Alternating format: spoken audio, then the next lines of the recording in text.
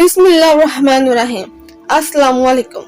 अपने चैनल पर हम आपको खुशामदी कहते हैं। हर रोज ऐसी कहानियां सुनने के लिए चैनल को सब्सक्राइब कर लीजिए और कहानियों को मुकम्मल सुनिए और फिर मैं जो चाहती हूँ वो मिल जाएगा। इसकी इस बात पर दूसरी खतून बोली के हाँ बस फिर तो पादरी खुश हो जाएगा। ना इन बच्चों को कुर्बान करके इन दोनों की बातें सुनकर मेरी तो रूह ही कांप उठी। कितनी खतरनाक लोग थे ये मुझे आज पता चला था। नन्हे मासूम बच्चे के साथ कैसे जुल्म कर रहे थे। इस औरत को रोजाना एक बच्चा पैदा हो रहा था जिन्हें वो भी चराने की खातिर पादरी के हवाले कर रही थी। एक औरत के लिए औलाद ही सब बरकत होती है, मगर ऐसा क्या खास था इस औरत के लिए जो ये रोजाना अपने बच्चे को कुर्बान कर वो हासिल करना चाहती थी। मैं फौरन इस घर से भागकर वापस आ गई। मुझे यहाँ मौजूद भी राहब और पादरी से नफरत सी होने लगी थी। क्या करता था पादरी इन बच्चों के साथ? क्या सच में उन्हें बाहर देता था? ये सब मैं जानना चाहती थी। अगले रोज दोबारा वो औरत अपने बच्चों को लेकर गिरजाघर में दाखिल हुई। इसने बच्चे को स्लैब नीचे रखा और कुछ देर इबादत करती रही। आज वो काफी खुश लग रही थी। तभी एक राहब ने इसके कान में कुछ कहा जिसे सुनकर वो मजीद खुश हो गई। वो खुशी से वहां से उठी और बाहर निकल गई। आज इससे पहले कि वो दरवाजा बंद करते फौरन अंदर दाखिल हुई और सबकी नजरें में आए बगैर हाल के बीचों में मौजूद एक कमरे के दरवाजे के पीछे छुप गई। मेरा दिल जोर से धड़क रहा था। मेरा जिस्म मुझे सुन्न होता हुआ महसूस हो रहा था। तभी पादरी आया और उसने बच्चे को उठाया, फिर इसके पीठ पर उल्टा करके जोरदार थप्पड़ मारा। थप्पड़ लगाने की देर थी कि मासूम बच्चा रोने लगा। उसे रोता देखकर पादरी मुस्कुराया, कहने लगा, बच्चा सेहतमंद है, तुम ले जाओ। आज उसे हम बाकी रस्मात अपने कमरे में करेंगे। इतना कहकर वो भी लोग वहां से चले गए। मैं मुंतज़िर सी सोचती रही, आखिर ऐसा क्या होता था इस कमरे में? इन बच्चों की माँ रोजाना पादरी से मिलने इस कमरे में जाती थी और फिर रोजाना हमला होकर एक बच्चे को जबी जन्म दे देती थी। क्या ये सब पादरी ही कर रहा था? लोगों की मुसीबतों का हल निकालने वाला पादरी क्या दर हकीकत में इस औरत से नाजायज ताल्लुकात बनाकर उसे हमला कर रहा था? ऐसे कई सवालात मेरे ज़हन में वसवस पैदा कर रहे थे। मेरा ज़हन इन सब बातों में उलझ चुका था, मगर अब मुझे हर हाल में सच की तह तक पहुंचना था और वह तभी मुमकिन था जब मैं इन सब के रंगों हाथों पकड़ूं।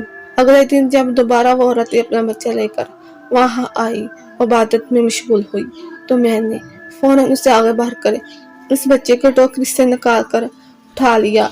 मुझे यूं ही करता देखकर वो औरत नींद जला सी गई और मेरे जन्म गुस्से से देखकर बच्चे को वापस करने का मुतालबा करने लगी, जबकि मैंने इसकी बात कान देरे बगैर ही वहां से बच्चे को लेकर बाहर निकल आई।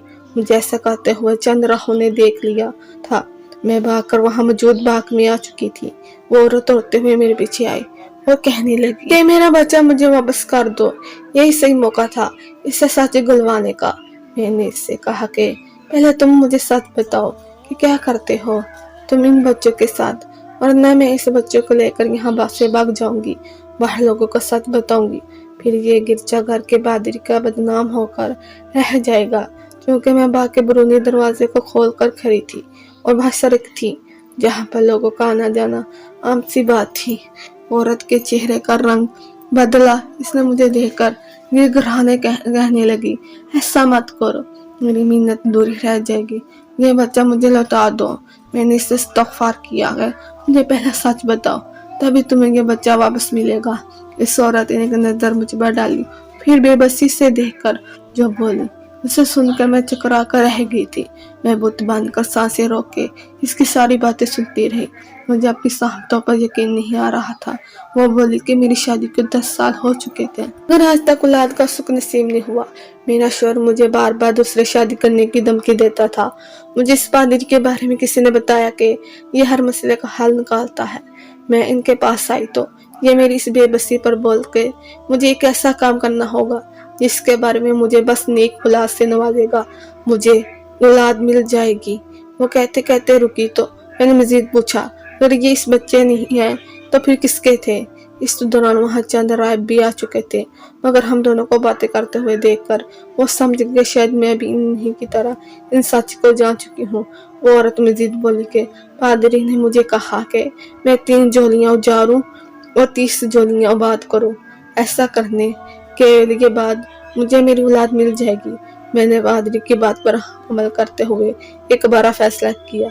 मैं एक हॉस्पिटल में मूली दर्जे की नर्स हूँ।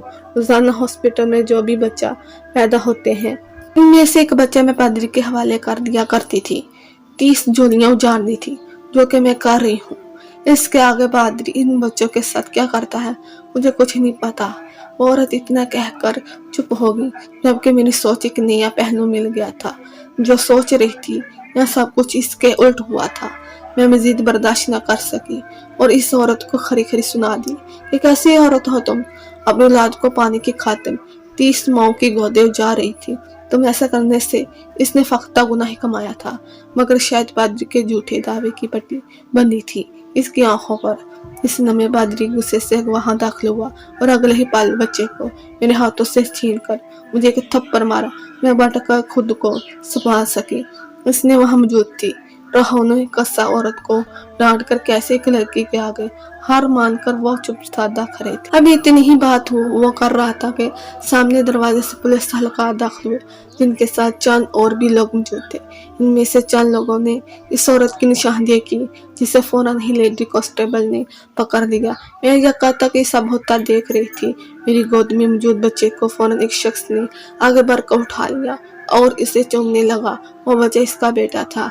मैंने भी हिम्मत की और सारे सच बोला, अभी तक देखा और सुना था। पुलिस वालों को बता दिया।